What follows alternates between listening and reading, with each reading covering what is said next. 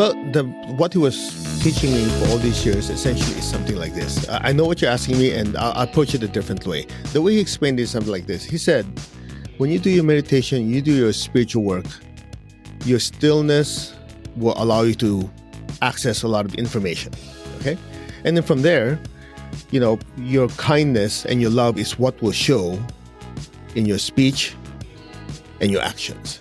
And so I meditated that for many, many years. And what came to me was, as long as I focus on, as we say in marketing, the value you want to give to people, the goodness you want to goodness that you want to give to people, they will sense this.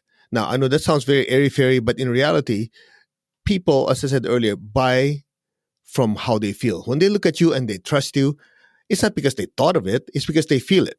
And so when you talk, the material you send out, when you communicate with people on the internet or face to face, if they can feel that transparency and that kindness in you, in my opinion, that is more attractive and magnetic than even the most expensive marketing material you can come up with. So that's the way I was taught.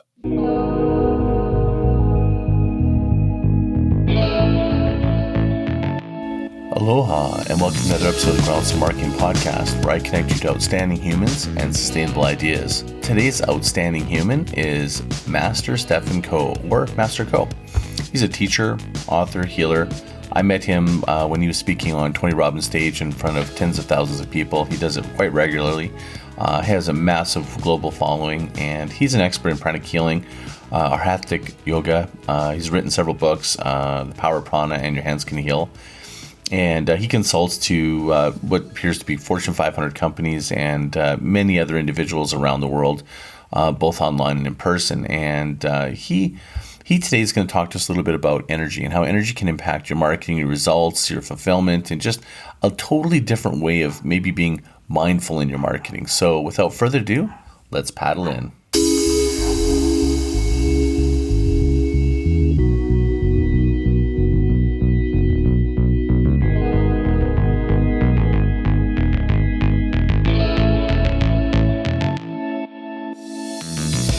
Today, we're going to do a deep dive into energy and how energy can be impacting your business and your marketing. I like to call it mindful marketing. And we have today the one and only Master Ko. Welcome to the show. Hey, Scott. How are you doing? Thank you for having me. Amazing. No, thank you for coming on. Now, this is for our listeners. This is going to be a really different experience because traditionally, our listeners are usually talking about marketing strategy, and it's things that people are really present to and is really well published. And I think we're going to go into a whole new realm. And that realm is what I've learned a little bit with you. When first I met you at Tony Robbins on the stage, showing and explaining and talking about energy, it was really kind of eye-opening. But more importantly, when I started diving into your events, and I specifically went to Kriya Shakti. Am I pronouncing that right? Yeah, Kriya Shakti, yes. Kriya Shakti, yeah, course. And that really opened my eyes to how some of your teaching and so forth has really can impact business, wealth, and prosperity. And so I wanted to tie in how that could potentially tie into a future state of marketing. So maybe just to start off, can you just tell everybody a little bit about your background? Because you weren't always into energy. You were an engineer, and maybe just a very brief explanation of kind of how you've fallen into this. Then we can kind of talk about some of the ideas. Well, the whole thing started 1988, and my wife fell about 14 feet and broke her hip and went to the doctor. It was basically the compound fracture. Doctor said it'll take 3.5 months before she could walk. And I said, that's way too long. So I was looking around, finding a way to speed up the whole process. And I met my teacher, the modern founder of Pranic Healing. Pranic comes from the word prana, which is life force, and life force healing. Did the work on her, and in 2 weeks she was walking, 5 weeks she was running. And it made me realize that, a lot of people talk about life force. The Chinese call it qi. You go to an acupuncturist, they call it qi. In Japanese, they call it ki, like you heard of Aikido, like Steven Seagal doing Aikido in the movies. And this life force is something that people say, oh, it's some Asian Oriental thing. They don't realize that this life force is as real as your hand, your body, and how it affects your relationships, including your finances. So I started teaching this pranic healing in the United States after he sent me to teach it, and we taught people from all walks of life, everybody from uh, let's just say engineers to we had a few politicians. We actually had homemakers, everybody, because this life force affects every part of your life, and that's how I got started. Interesting. So when people think of energy, it's invisible and but yet it's feelable because there's like I've felt energy intermittently, but you initially didn't even feel the energy and you saw the effects of energy, correct? Yes. I was not as sensitive as most people. I didn't feel much. I was too left brain, too mental. But at the same time, I noticed my wife was healing. I work on my mom. I use a technique on other people. They start feeling better. I use it in work. I notice clients are more receptive to me. I noticed that I have more energy to keep working and don't get tired. So I saw the results, even though I was not as sensitive as most people. And to someone that's listening, they're going, "Okay, energy. What is this?" And if you recall, Master Ko, when I first started working with you, I totally was like, just I don't know. I guess I was like a babe in the woods. I was like really a newbie to it when we first started talking about branding, and but since then, I've really gotten to know a lot more about your teaching. I've gone to some of your courses. If you could talk a little bit about like how somebody that's listening going and sort of visualizing and maybe getting a better sense that they're closer to energy than they realize in everyday life. Well, we can start with, if you notice that when you're with people who are very negative or have very low energy, when you spend a little time with them, you feel drained and tired. Okay. And that's simply because of physics. In physics, we know energy always goes from high concentration to low concentration. You're with them for a few minutes, they have low energy, energy drains in their direction. That's one. Another thing you also notice that there are certain people, when you stand by them, you're with them, you feel uplifted and you can't explain why, you just feel better. Well, that's because they're exuding this life force, this energy, and you're next to them, their higher level of energy goes to yours. Now, I don't know if your audience right now can try an experiment or not, but if they're driving, definitely not do it. I can actually guide them in a simple exercise, which they could actually feel this energy. About 90% of people who do this can feel something and makes it more tangible and real for them. What do you think, Scott? Let's do it. Yeah, that's awesome. All right. So all they have to do is first rub their hands together. Okay. And then all they do is just open their palms facing up, and they put their tongue on the roof of their mouth. The reason they put their tongue on the roof of their mouth is because there's an energy channel from your bottom of your mouth all the way down to your pelvic floor, and then from the top of your mouth going up your head, down your back to the same place. So the only place where it's not connected is your mouth. So by putting your tongue on your palate, you complete the circuit, like turning on a light switch. So put your tongue on your palate, put your gentle attention on your palms, and then exhale. Now visualize light coming into your palms, and then inhale that light into your hand, hold it, and exhale that light out of your palms. Oh, okay. Yeah, it's like a little... Again, inhale it in, exhale it out.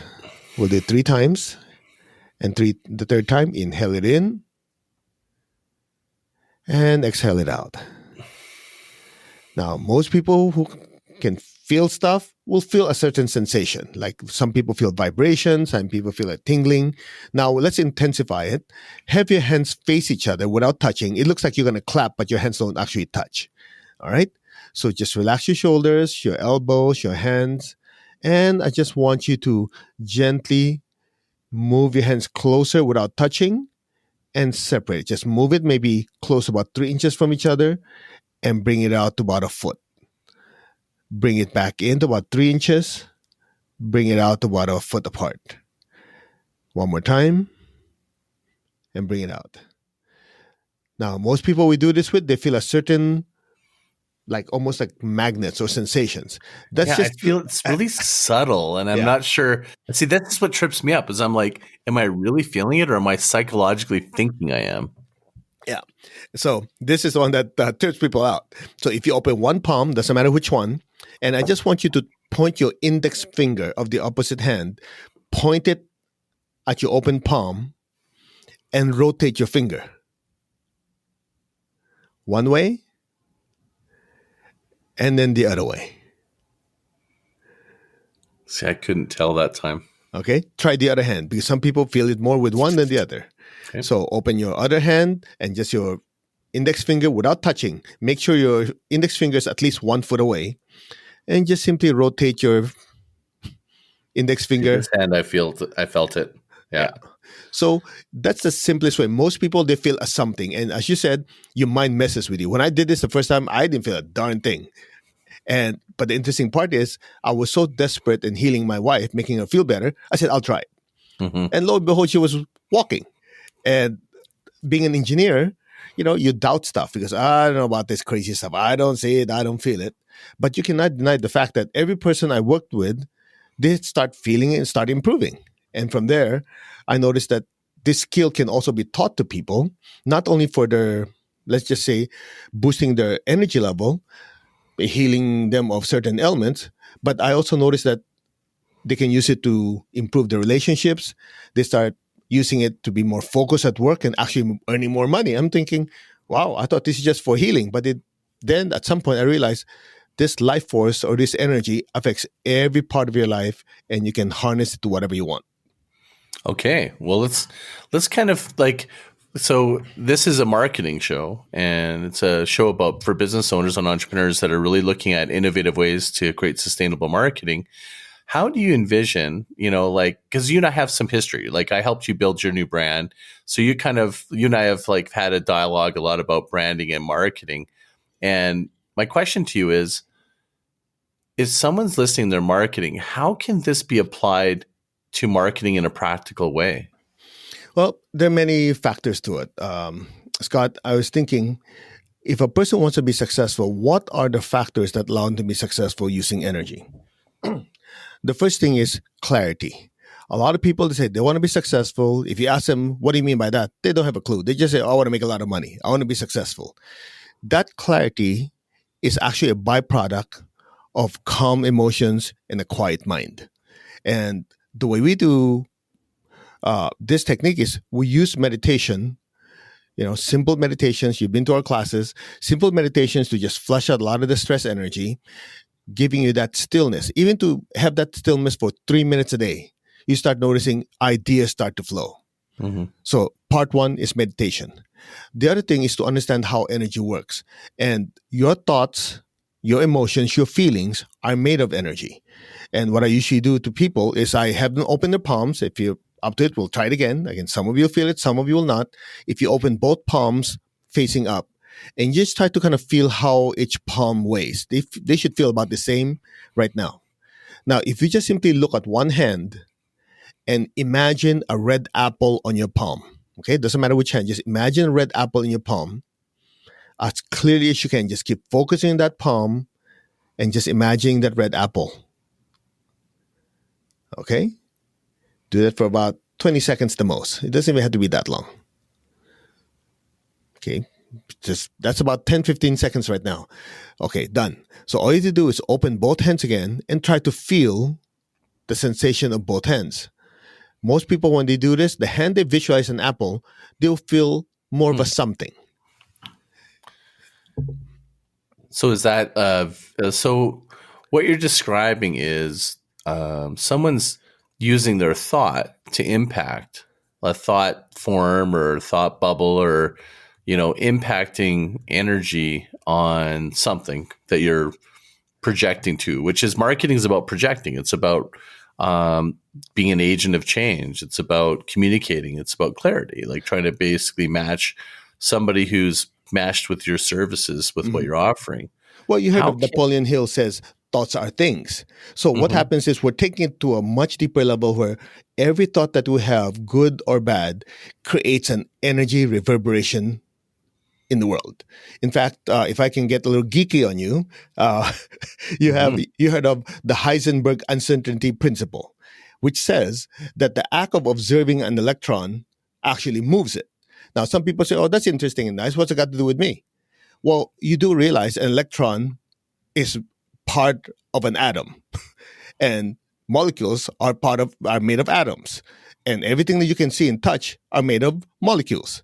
So if you, by your observation, a single thought could move that electron, if you were to extrapolate at some point with concentrated thought on being successful or not, could actually affect your world.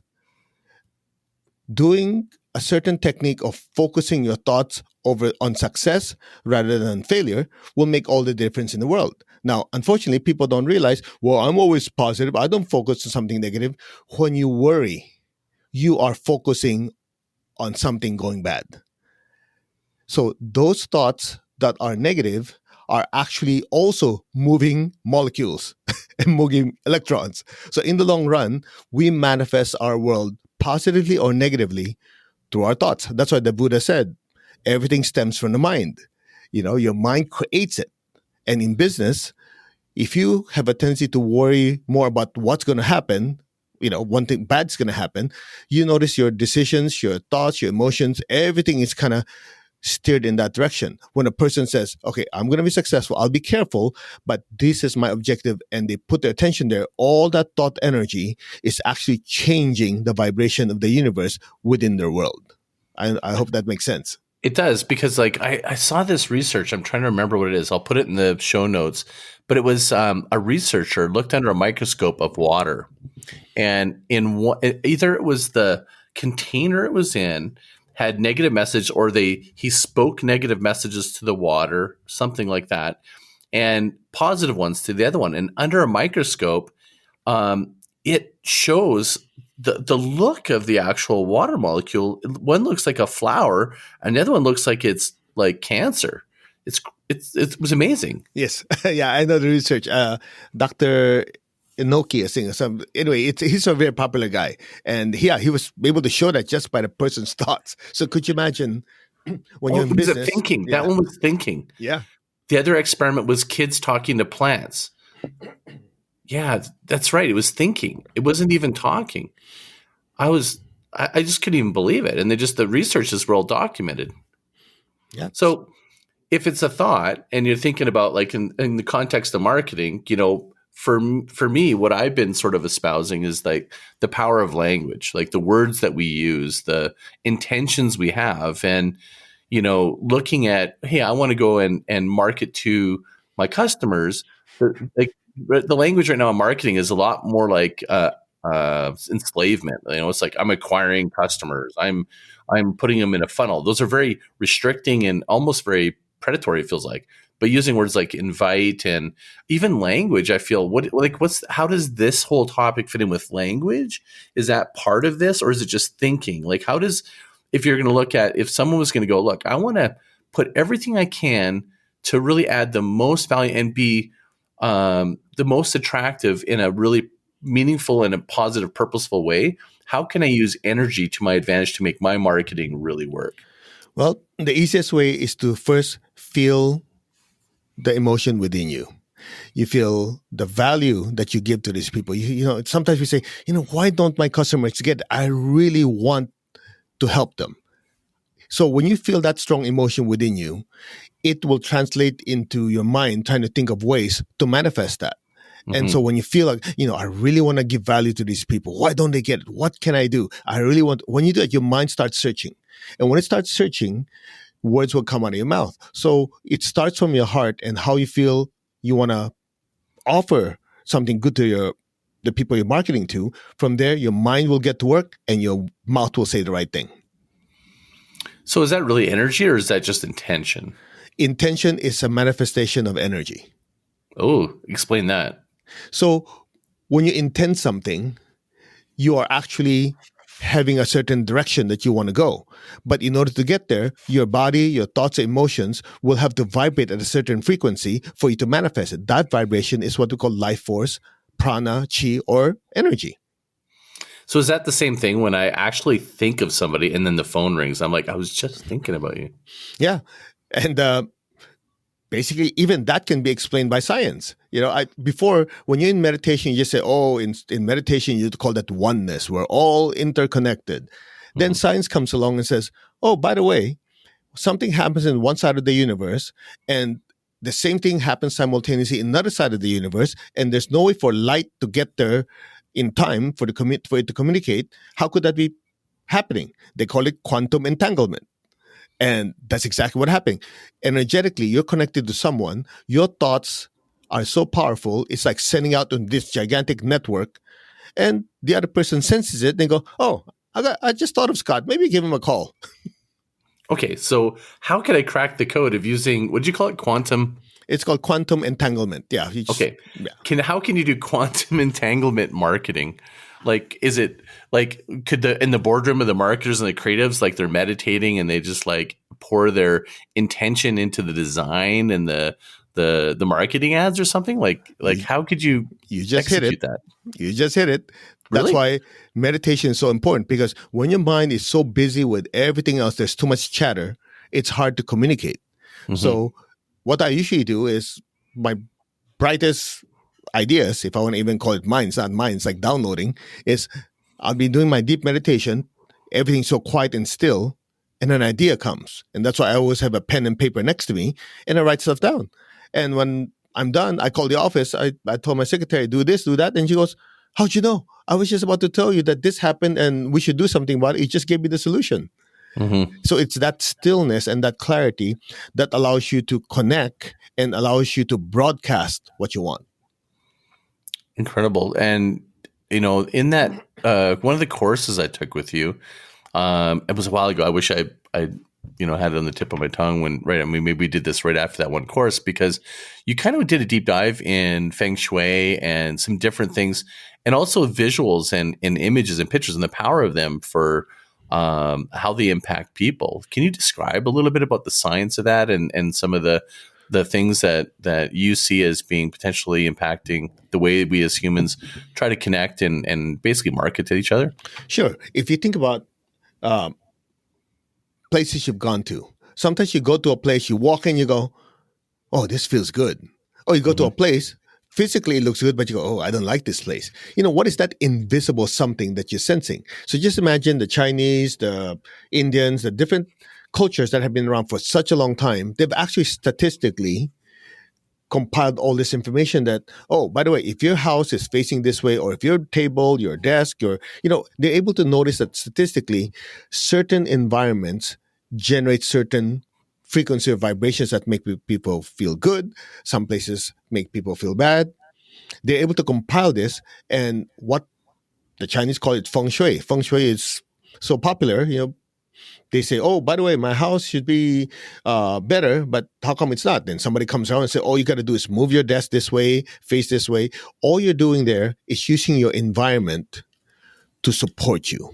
Okay? Now, the interesting part that most people don't realize, there's two parts of feng shui. One of them is what's already there, and the second part is what you put in. So if you have a place that is energetically conducive to profit, but you go in, what you bring is negativity and worry, the whole thing will get neutralized. So it has to be both. You have to clean up the area energetically, make sure things are in the right place. And then as you add your positive thoughts and emotions, those thoughts, emotions are actually amplified by the environment.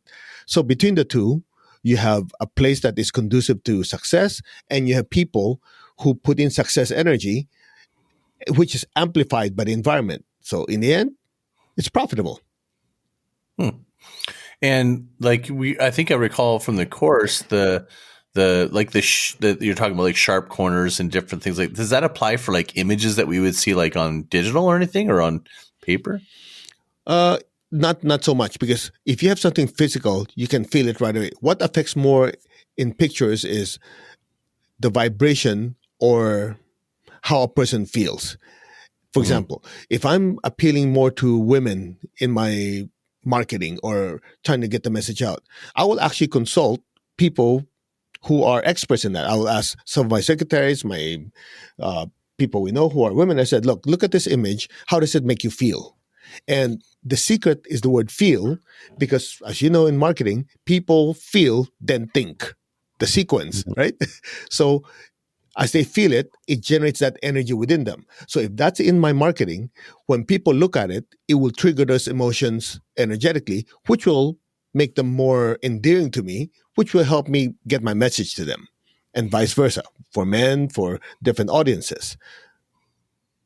A lot of people would call that branding. They'd be like, well, I'm going to match my branding, my look and feel to be conducive and attractive to my audience. Yeah. So branding So will it's kind basically focusing your energy in of, such a way it affects them emotionally and mentally. So you're absolutely right. That's what you did yeah, I for me. guess I'm so. Because I grateful. mean, a more clear brand is going to create more rapid growth. I literally just had this conversation with somebody. They're going, "What's the value of building a brand?" I mean, you and I just very briefly touched on, the impact of you having a brand on your business. It's about clarity. We spend a lot of time figuring out what were the values, what imagery would support that feels congruent with you. Yeah, that makes a huge difference. And I'm always going to be very grateful for you, Scott, for helping me do that because, we had a message. We wanted to get this across, but somehow it was not focused enough. And with your guidance and help, it made all the difference in the world. Thank you. No, you're very welcome. And and I've learned so much from you. I mean, this has been an incredible journey, like working back and forth with you. And I so appreciate you and all the work that you do. This is like, I think for a lot of people, some people are just going, what in the world are you talking about with energy and marketing? And my thought is this, is that I believe that there's a future state of marketing. And right now, marketing is interruptive and it's cluttered and it's messy. And I feel like if you kind of translate it in what you're describing, the energy world, it's kind of cluttered, messy, and incongruent and maybe negative. And I think a future state is a more beautiful landscape because people will only be attracted to marketing that is magnetizing for them. And I think all the techniques and entrapments are going to lose favor and it'll go like pop-ups. It'll just kind of go by the wayside. And, what's your sense? Like when you kind of look at, because you've been taught by GrandMaster Choa Kok Sui, correct? Yes, correct. And he was a scientist in the way that he used deductive reasoning and different techniques to be certain of the different techniques that led to the healing and the different teachings that you're now teaching today. And I'm wondering, is there some sort of testing somebody can do to verify or kind of just really see it from how they can, test and get a sense of like how they could utilize maybe meditating and being more mindful in the way that they market? Well, what he was teaching me for all these years essentially is something like this. I know what you're asking me, and I'll approach it a different way. The way he explained it is something like this. He said, when you do your meditation, you do your spiritual work, your stillness will allow you to access a lot of information. Okay. Mm-hmm. And then from there, your kindness and your love is what will show in your speech and your actions. And so I meditated that for many, many years. And what came to me was as long as I focus on, as we say in marketing, the value you want to give to people, the goodness you want to goodness that you want to give to people, they will sense this. Now, I know that sounds very airy-fairy, but in reality, people, as I said earlier, buy from how they feel. When they look at you and they trust you, it's not because they thought of it, it's because they feel it. And so Mm-hmm. when you talk, the material you send out, when you talk, when you communicate with people on the internet or face to face, if they can feel that transparency and that kindness in you, in my opinion, that is more attractive and magnetic than even the most expensive marketing material you can come up with. So that's the way I was taught. Interesting. And I actually would agree. I think that's the essence of it, right? Is like you can kind of get a sense of the intent from the marketing if you're really trying to push as opposed to just invite and share. Just you get a feel for it. Yeah, people need to know you're real. I think in the age of sophisticated techniques and all that, that's in the past. People are looking for the real you.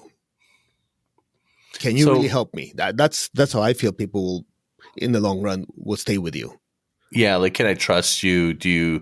Are you going to actually follow through? And is the value that you're providing going to be the same or hopefully more than what I paid for? So they make that value proposition, math in their head. Like with anything really, right? Like they're just going, do I see a value in this?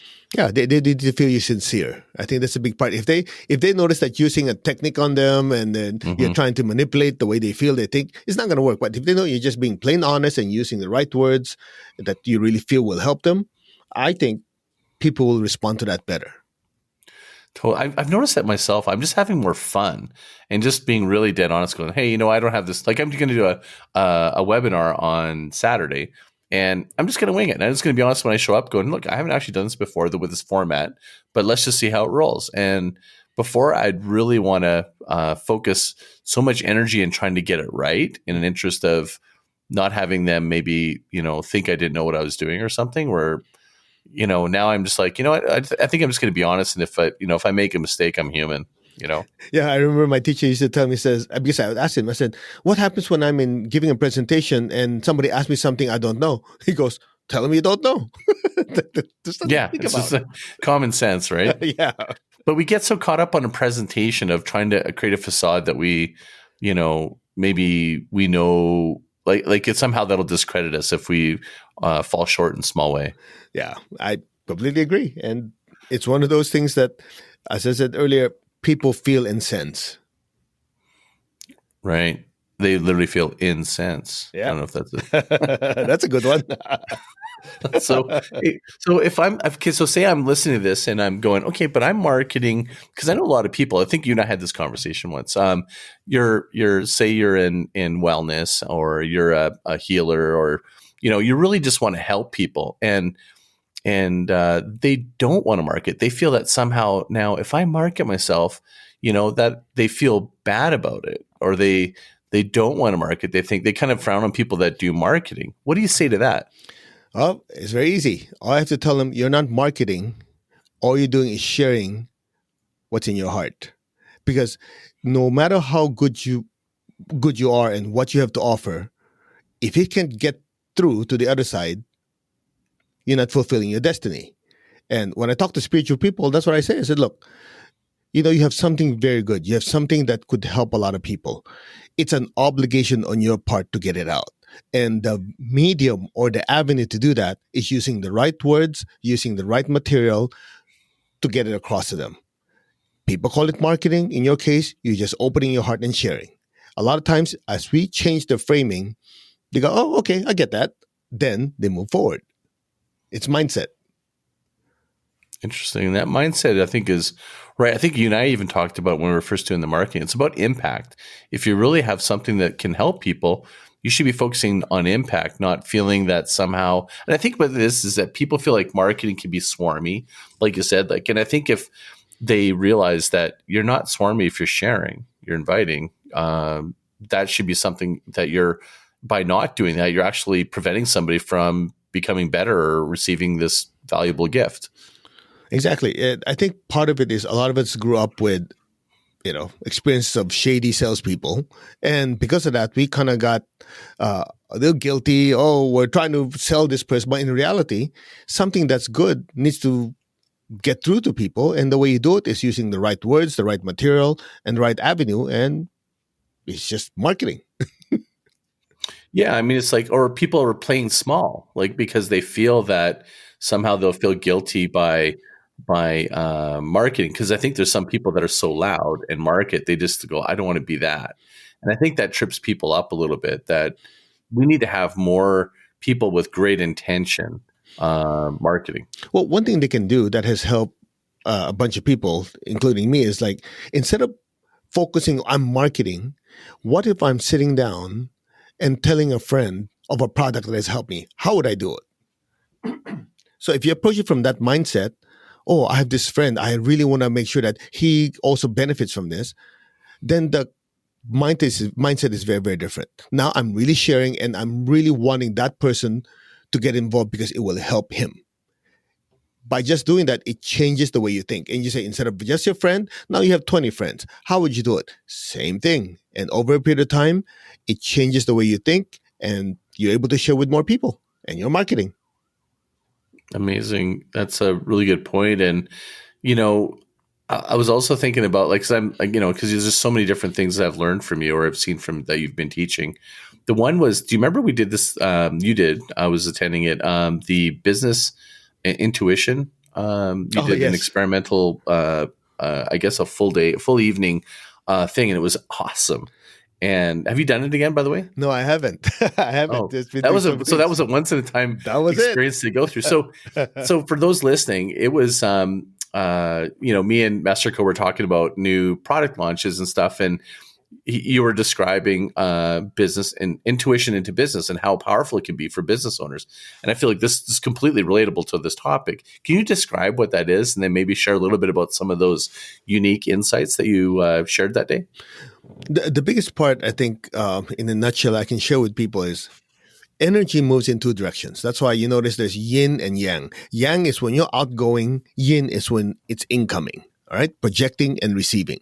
And intuition, a big part of it is receiving. The problem is we oftentimes say, oh, I want to be more intuitive. So you're constantly pushing forward, when in reality, intuition is learning to be quiet, forming intention, and attracting that data to come to you. And so what we did in that intuition course is we taught you how to be quiet and how to be still. And from that stillness, as the information coming in, is to just jot things down, try to recall it, you know, don't process it right away, because if you process it, then you are muddying the waters.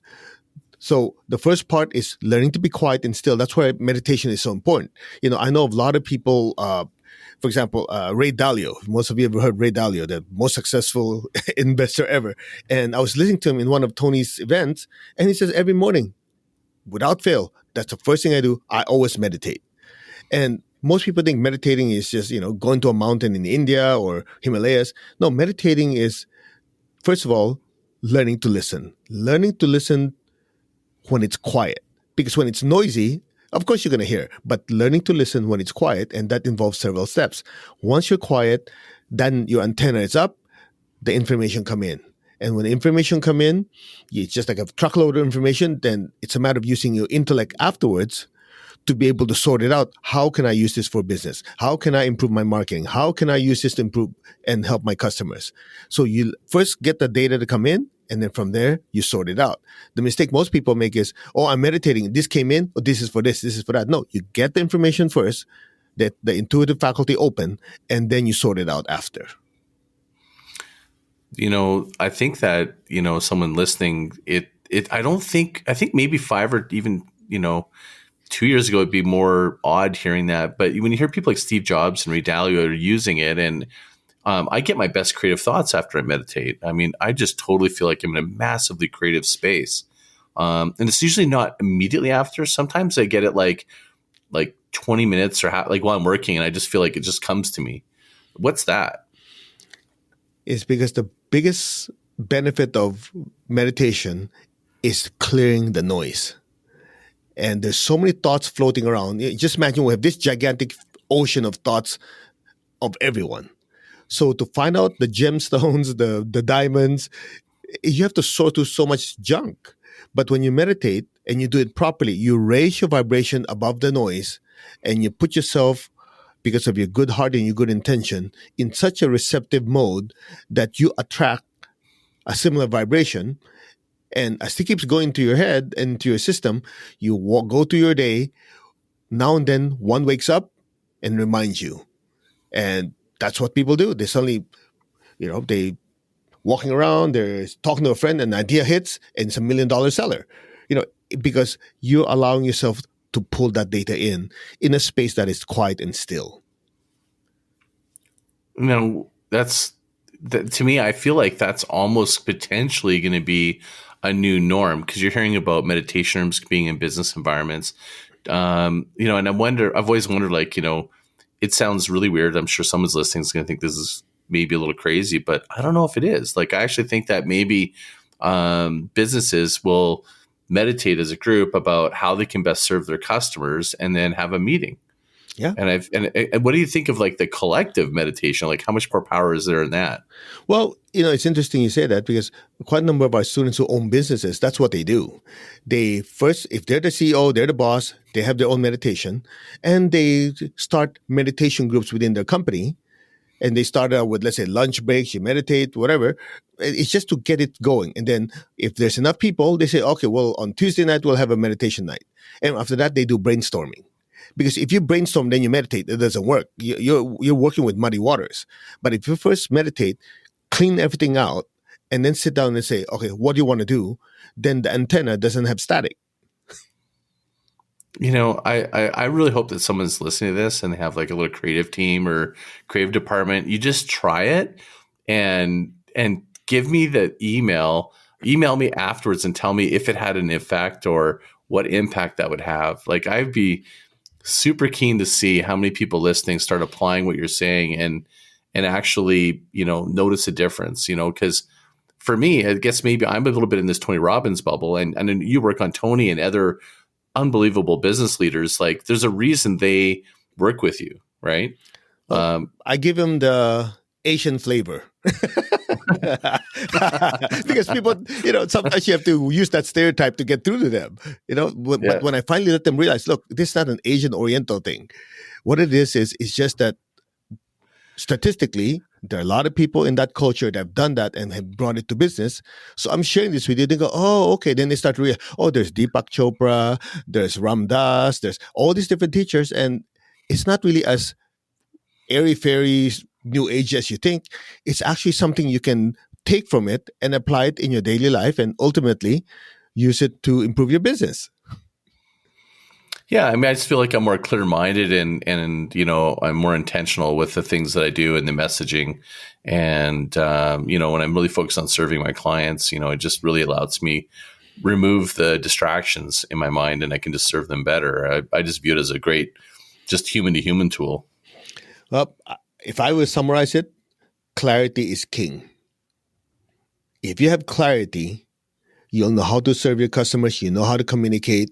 You know what to put in your marketing material. It's because people don't have clarity. That's why people fumble around left and right.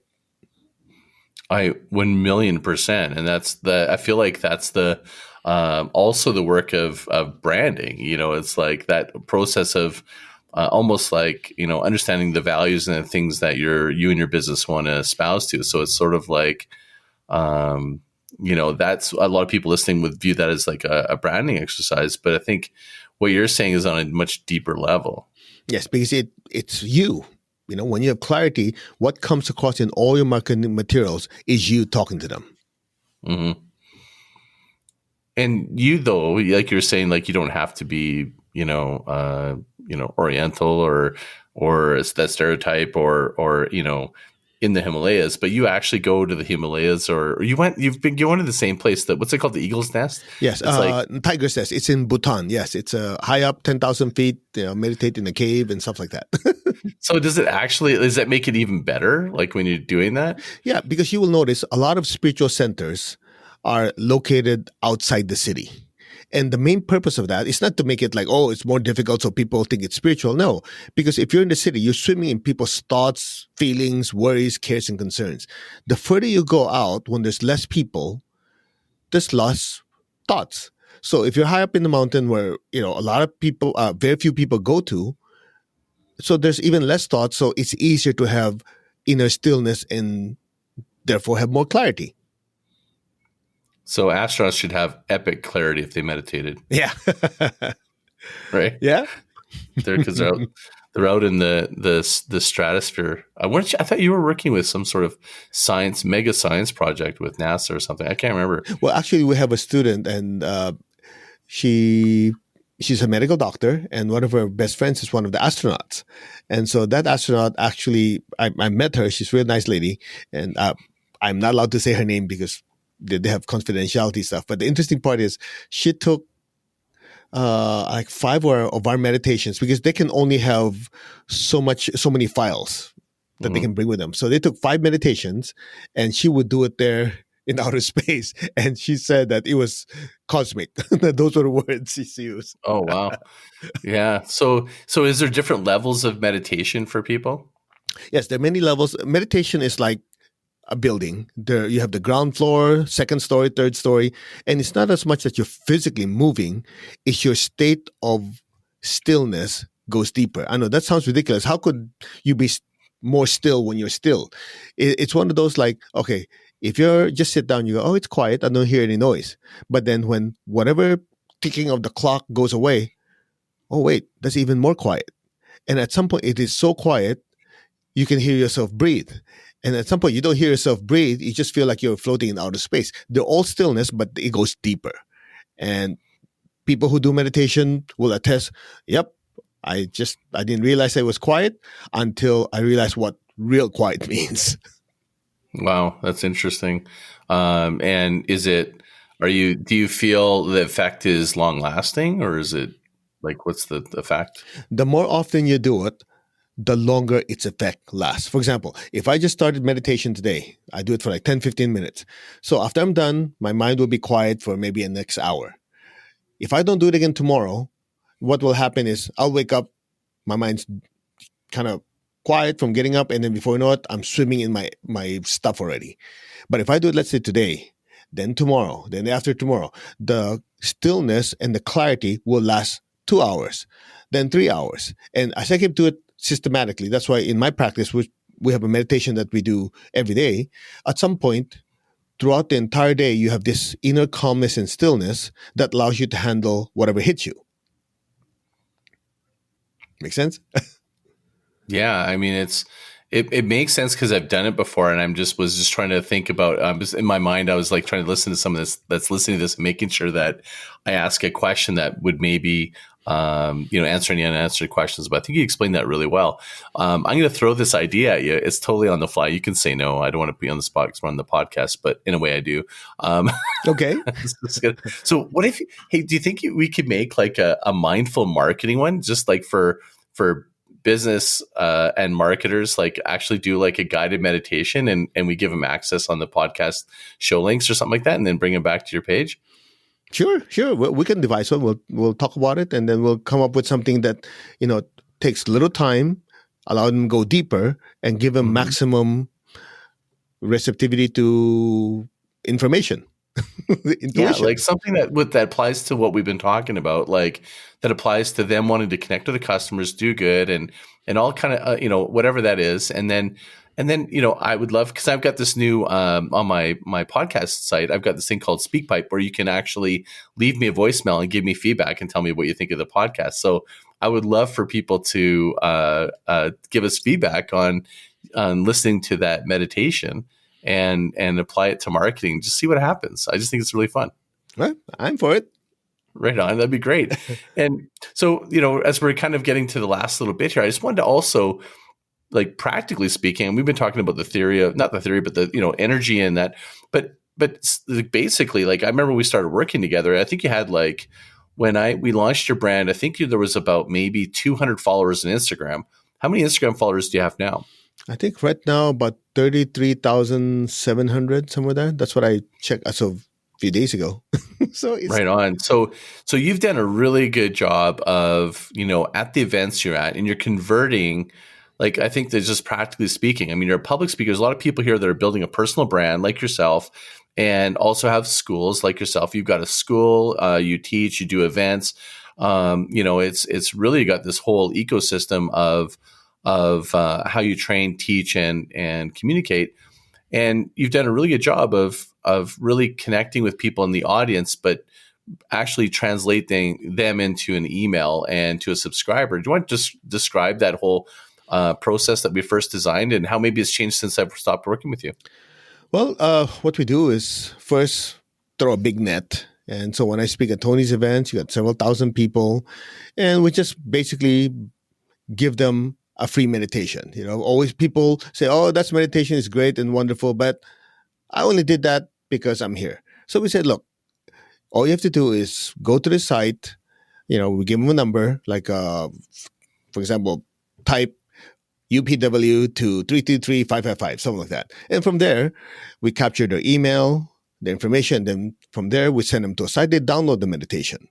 So from there, we collect the emails, and that email now gives us access to feed them more information so they can benefit from what we're trying to share. And at some point, it keeps building, and they tell people, and the numbers keep increasing because they know we're there to give them something they can use.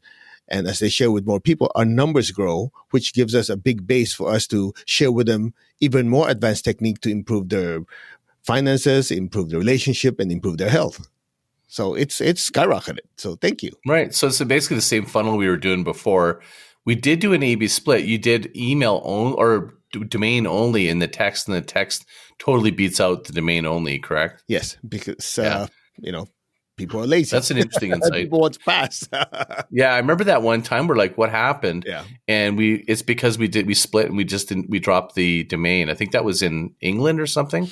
I Was forgot that what it was. Yeah, because part of Yeah. it was because in some places, like if you're in the US, you can do text, but we have a lot of people from other countries. You have the website where they go in and download stuff. So yeah, it depends on the location too. But definitely the texting we had better results.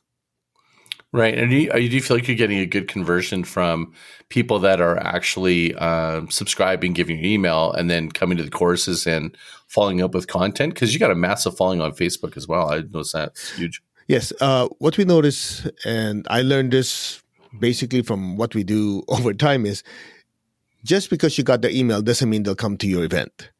And they need to see value consistently. So that's why we've been feeding them every time we have a full moon meditation. We have meditation for improving relationship, and we just keep feeding something that will help their lives. And from there, it takes time, but they show up in the classes, they show up in the events. They just need to be fed. Yeah, and you get crazy following on the live stream meditations that you do. I mean, all around the world. I mean, do you remember when I was handling your Instagram account for a while there? And you guys, like, seriously, I can't. You have to go to Masterco's Instagram to see this, but like you would post something, and then I'd get like 50 messages from all around the world, just. And some of them were just like absolutely, fun. And Bless your goat. we bless that. Actually, this is true. I didn't want to say it, but this actually happened. Someone actually asked Master Co to bless their goat, and I'm like, and you're on Instagram. It's like, it was just like we laughed so hard. Do you remember that? I know. I go, what? I know. I've had so many just amazingly funny, but you just appeal to people all around the world. I mean, you're not just you're focused in America, but all around the world, you have an international following. And, what do you see sort of like as we wrap up, kind of the future, like give me a view of the future of like, how do you see this changing? Because you've been around for a long time and you've seen this thing completely change people's viewpoints, the adoption, the impacts. Give me an idea of like the rate of change, like where it's been to, and then maybe where it's going. Well, in my humble opinion, this thing is just starting. It's just like you're on the ground floor and it's about to take off. Because if you really have something you sincerely want to share to the world, if you have the right avenue, right tool, my mind is not big enough to see what the future is like. All I can tell you is if your heart is in the right place, you have an obligation to get it out, the reward will come by itself. And what do you see in terms of like adoption of energy in business? It's going to be mainstream. It's going to be mainstream. People are going to say, oh, before we make a decision, let's sit down, do a few breathing techniques using color, using visualization. Now we brainstorm. And then from there, they will infuse their products. Like, this is what we do. I know this is pretty far out for your audience, but I'll share it with you. Every piece of material that goes out of our office, everything from physical brochures to emails, we actually send light to it and visualize the people receiving it filled with love, happiness, and success. So whether they connect and come to us as actual customers immediately or not, we feel like it's an obligation on our part to infuse everything we send out with all this good energy. So at the minimum, we are serving them. Wow. So you're like almost blessing, like when you bless food. Yes.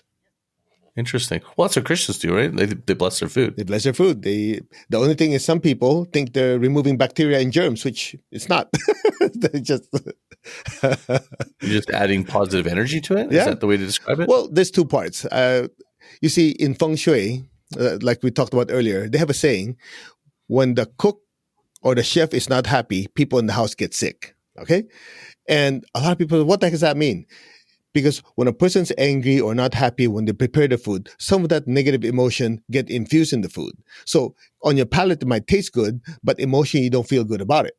You notice you go to some hole in the wall place, you go, I don't know, I just like this place because that chef, that cook, he or she just fills it with so much love. And so when you have someone praying over their food, what they're doing is as the spiritual energy comes down, is actually neutralizing the negative emotion that could be in that food and fill it with positive life force. And you can do the same thing with just like not food, but like products. Anything. Yeah. That's what we do. So do you see a future of like, this is like, you know, how there's like organics, like an organic seal, like this is 100% organic. And there's food that's kosher. Could there be like energy infused? Do you see an energy infused product future?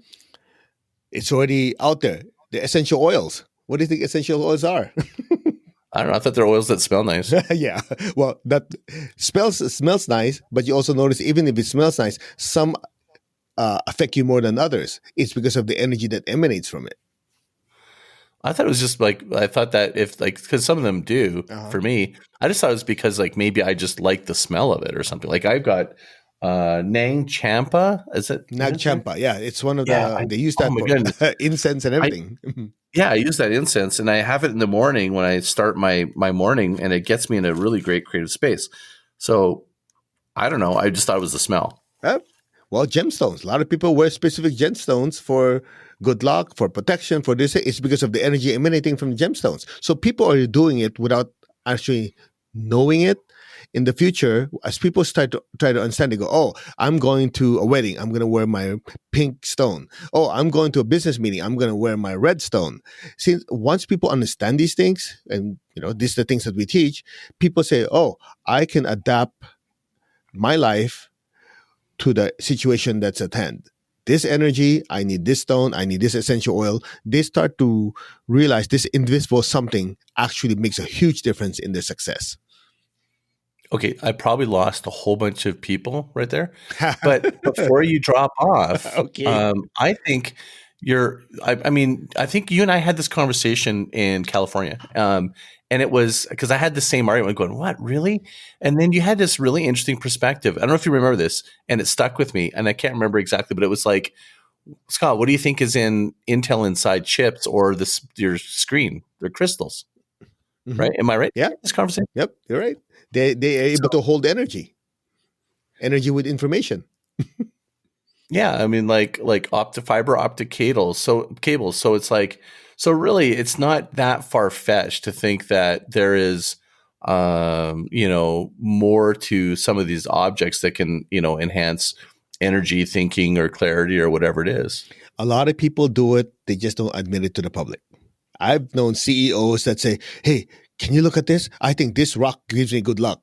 And you talk about a CEO who's worth, several billion, and they're talking me this. I go, "Wow, I thought only strange, airy-fairy people do this." No, people have certain things that they do with energy that they don't share. And what we try to do is let people understand, look, it's not as strange, as weird as you think. You are made of energy. It's just different frequencies. By you understanding how certain energies affect you emotionally, mentally, and spiritually, it can also affect you financially. It's just a matter of understanding it. Well, here's my secret energy tool. It's not a stone, although maybe I should start using stones or crystal or something. But for me, it's like if you look around my office, Jill has made it into a complete freaking jungle. I love plants. I don't know. It just like tropical plants. I feels like it gives me energy. And when I'm in my backyard gardening, I feel an energy to that. Is there something to that? Maybe this will help. A lot of people who do Tai Chi or, like martial arts, Mhm. if they want to have more energy in their body, they would literally either sit or stand next to a big tree, do several deep breaths, and they feel charged. So could you I thought imagine? they take pictures of people doing that beside trees for good photos. Yeah, but it actually absorbing the energy from the tree. And so that's what we do. If part of the self healing we do to recharge yourself is to sit at the base of a huge tree, put your tongue on your palate, and do deep breathing, you come out refreshed and you feel like you had a good night's sleep and your body's charged.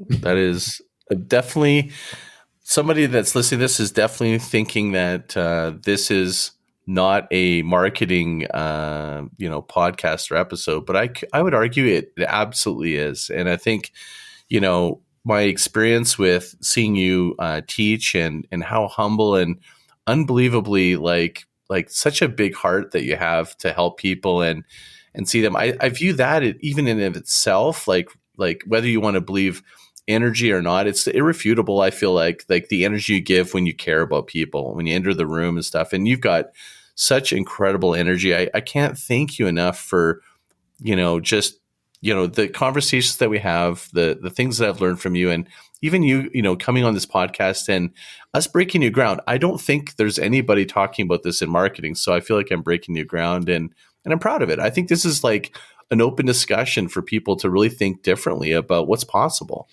Yeah, well, thank you for the compliment. I would just add that I've heard many people talk about this, including Tony. Tony Robbins said, what you don't see affect you more than what you see. And he says where energy goes, energy flows, which I totally believe, like in business and in life. Yep. And all we're doing here is taking that invisible something that most people know but don't want to talk about it, channel it, and harness it.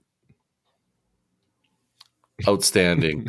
Well, Master Choa, is there do you want to share with people where they can follow you so they can type it in, and I'll put it in the show notes as well?